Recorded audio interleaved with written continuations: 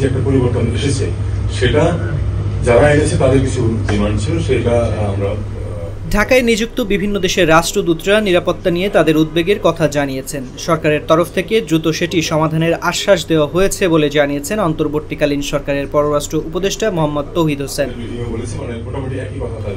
সোমবার বিকেল ৩টায় রাষ্ট্রীয় অতিথি ভবন পদ্মায় চলমান পরিস্থিতি ও ভবিষ্যৎ কর্মপন্থা নিয়ে ঢাকায় নিযুক্ত বিভিন্ন দেশের রাষ্ট্রদূত, হাইকমিশনার সহ জাতিসংঘ এবং বিভিন্ন সংস্থার প্রধানদের সঙ্গে বৈঠক শেষে ব্রিফিংয়ে তিনি সাংবাদিকদের কথা বলেন। এ সময় পররাষ্ট্র সচিব মাসুদ বিন মোমেন উপস্থিত ছিলেন। তিনি বলেন, রাষ্ট্রদূতদের ডাকা হয়েছিল ব্রিফ করার জন্য। এই সরকারের উদ্দেশ্য কোন প্রেক্ষাপটে এসেছে সে বিষয়ে আমরা বলেছি, রেভলিউশনে যে পরিবর্তন এসেছে সেটা যারা এনেছে তাদের কিছু চাহিদা ছিল। বৈষম্যহীন একটি অবস্থার প্রতিষ্ঠা তারা চেয়েছে, এই সরকারের উদ্দেশ্য সেটাই। সেজন্য এই সরকার কাজ করছে।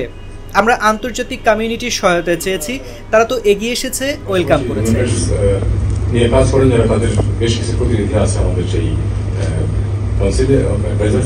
সেটাও আমি তাদেরকে বলেছি, কাজেই এটা নিয়ে তারা যে মেসেজেস দেওয়ার হয় বললাম যে এতে তো বোঝা যায় যে আমরা যে মানবাধিকার নিয়ে খুবই সিরিয়াস।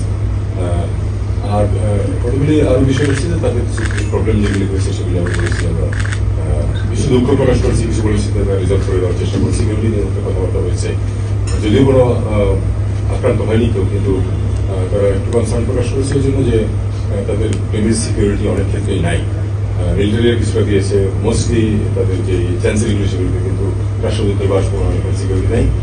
তো এটাও আমি তাদেরকে এসে করেছি 1-2 দিনের মধ্যে, যেহেতু পুলিশ জমিদের রাস্তায় নেমে গেছে, নেওয়া শুরু করেছে, 1-2 দিনের মধ্যে আমরা এটা টেক কেয়ার করতে পারবো। আমি পার্টিকুলারলি যে শাখাত সাহেব আছেন তাকে আমি বলবো যে এই কনসার্নটা আছে, আপনি এটা একটু দেখেন। আমি আজকে এখান থেকে বিরাজ করাতেই তাদেরকে কথা বলবো।